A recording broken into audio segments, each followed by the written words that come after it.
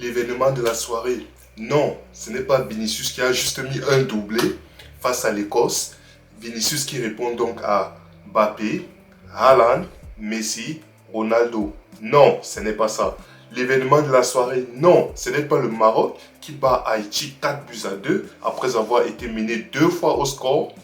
Non, ce n'est pas ça. L'événement de la soirée, c'est le retour de l'enfant prodige. C'est le retour du petit prince. Que dit? C'est le retour de Neymar. Neymar qui a donc joué aujourd'hui son premier match avec le Brésil dans cette Coupe du Monde. Neymar qui est entré à la 75e minute, qui a foulé les pelouses, autant pour moi. Ça fait plaisir de revoir Neymar. Ça fait plaisir de revoir Neymar dans une compétition officielle devant les yeux du monde, si je peux dire ça comme ça. Que tu sois supporter du Brésil, que tu ne sois pas supporter du Brésil, si tu es quelqu'un qui aime le football, tu as aimé de voir la rentrée en jeu de Neymar.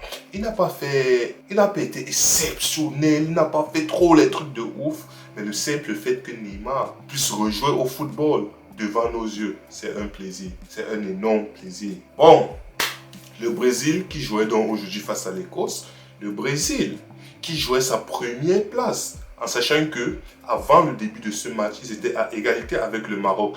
Donc, ce dernier match, Brésil face à Écosse et Maroc face à Haïti, allait être décisif pour savoir qui va finir en tête de ce groupe.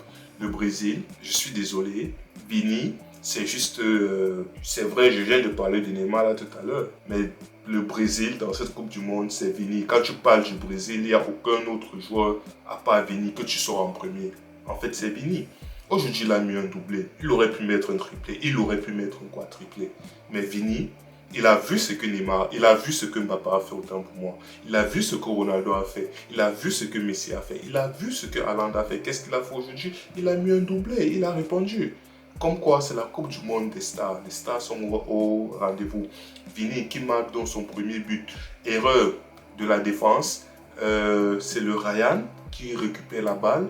Vini qui dévie la balle. Vini récupère la balle, feinte de frappe, il élimine le gardien et tire dans les goals vides. Deuxième but de Vini. Très belle action. Très beau décalage. Il finit entre les jambes du gardien. Vini, qu'est-ce que vous avez?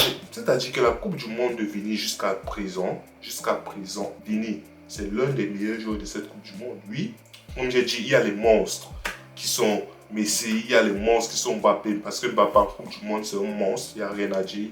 Il y a des monstres, mais Vini, il fait partie de ces monstres-là. Donc le Brésil qui s'impose donc aujourd'hui 3-0. Le Brésil qui, en première mi-temps, franchement, ils ont fait flipper. Je crois que c'est à partir du deuxième, voire du troisième but qu'ils ont été totalement libérés. Autant pour moi, le Brésil, ils ont fait flipper. Tu vois, aujourd'hui 3-0, mais l'Écosse, il n'avait qu'un joueur. Il s'appelle McTominay. Il joue à Naples. Il a joué à Manchester United. Il joue à Naples.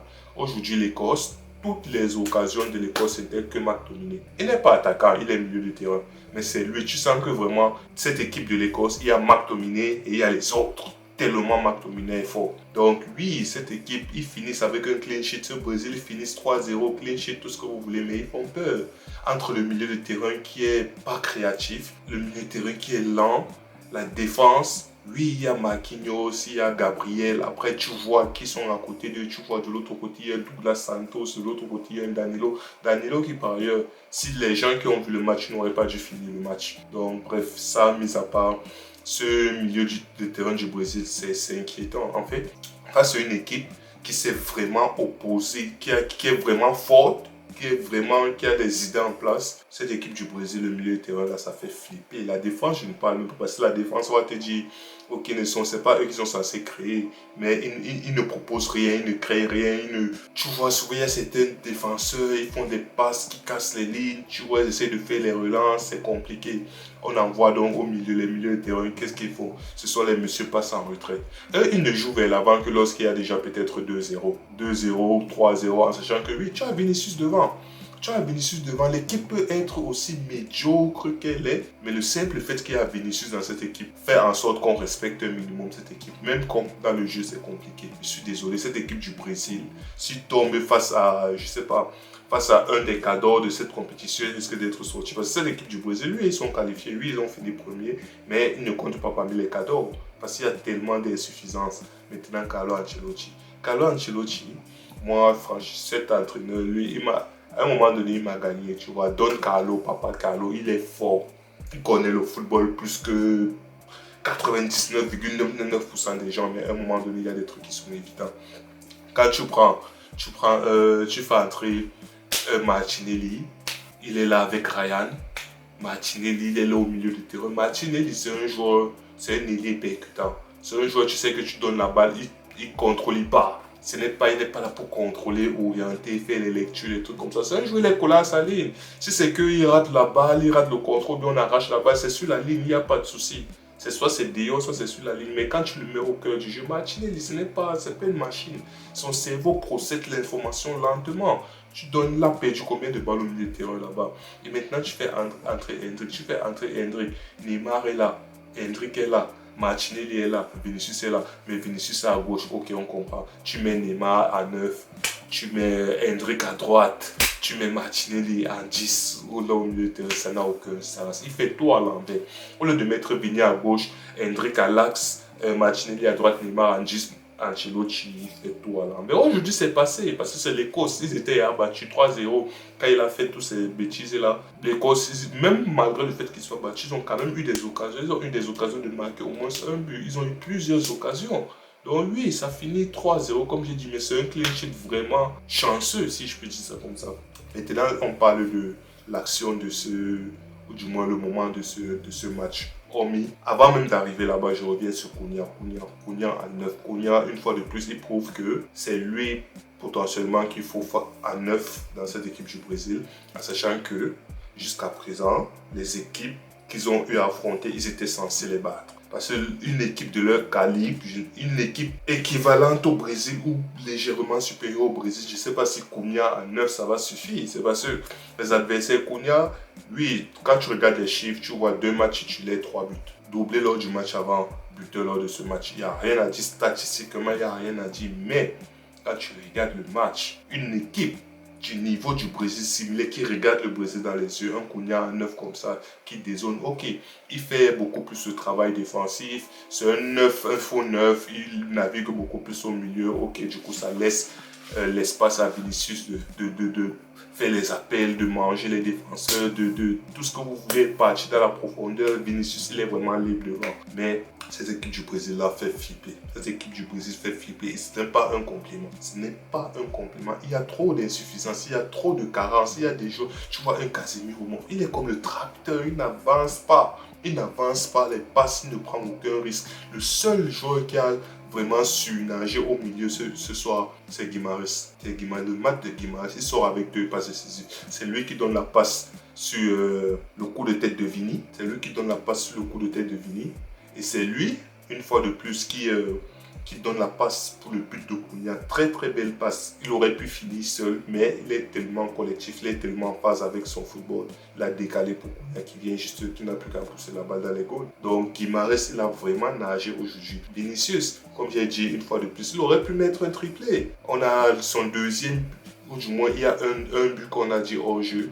Il a arraché la balle, il a jailli. Le football, c'est un sport de contact, c'est un sport d'homme. On t'envoie la balle, si tu n'es pas concentré, on arrache. L'arbitre, il a jugé que bon, il y avait faute, il a annulé le but de Vinicius. Ok, il n'y a pas de souci. Mais derrière ça, comme j'ai dit, la passe de Guimarães pour Vinicius qui marque de la tête. Il marque son deuxième but de la tête, très beau. Ce n'est pas celui qui saute le plus haut, autant pour moi, mais le démarquage, la manière dont il bouge, la manière dont il s'est déplacé pour aller mettre cette tête-là. Magnifique. Vinicius, très très très bon match, énorme. Bref, Vinicius, homme du match à côté de Guimarães. Vinicius, homme du match à côté de Guimarães. Maintenant, la rentrée du prince, le petit prince, le magicien, le génie Neymar. Neymar, d'un point de vue global, tu vois, sur les coups de pied arrêtés, hyper fort, les coups de pied arrêtés très bien frappés, ça, c'est une qualité qu'on connaît à Neymar, ça ne souffre de rien, ça sera toujours là maintenant quand tu vois le Neymar aujourd'hui. D'une part, tu peux dire, ok, il revient de blessure, du coup les contacts un peu, il évite, on peut comprendre, mais en même temps, ça nous rappelle le Neymar de les quelques highlights, les quelques vidéos qu'on a vues de Santos. C'était un Neymar qui, au moindre contact, il fuyait. Pourquoi? Parce qu'il a tellement eu d'opérations, de blessures, de ceci, de cela, que son corps même est déjà traumatisé. Donc le Neymar aujourd'hui, c'est un peu ça que j'ai vu. C'est pour ça que je dis que ok, il revient de blessures. Donc Ça, je l'accorde. Il revient de blessure, il évite les contacts bizarres, il ne veut pas chuter. Surtout en sachant que le Brésil mène déjà 3-0, ils sont qualifiés. Il revient plus pour se mettre en jambe pour les prochains matchs, pour les 16e de finale et plus, si possible. Mais Neymar, tu vois, le petit touche de balle, les combinaisons avec Vini, tu vois déjà en 15-20 minutes que Neymar fait sur le terrain, tu vois l'entente de Neymar, Vini, tu vois déjà comment ça clique, l'un joue pour l'autre, l'autre joue pour l'autre, ils connaissent se trouver dans les espaces, les mouvements et tout, c'est vraiment un truc que quand tu vois, même le commentateur dit Neymar pour Vini ou bien Vini pour Neymar, lui-même il est content de dire ça parce que ça fait plaisir. Ça fait vraiment plaisir. Tu sens que, ok, offensivement, il y a vraiment maintenant, avec Neymar, il y a ce gars-là que tu sais que, ok, Vini, il attire l'attention de Neymar, il attire également l'attention d'Homme. On espère voir mieux, on espère voir un peu plus. Mais sinon, Neymar, il est rentré, ça fait plaisir de voir Neymar jouer au football, ça fait plaisir de revoir Neymar sur un terrain de football. Que tu sois supporter du Brésil ou pas supporter du Brésil, ça fait tout. Si tu es supporter de football, ça fait énormément plaisir de voir Neymar au stade. Bref, le Brésil qui se qualifie donc, qui finit premier, le Maroc de l'autre côté qui a fait 4-2, le Maroc qui finit deuxième, différence de but, les 3-0 du Brésil aujourd'hui font qu'ils assurent cette première place. Le Maroc est deuxième.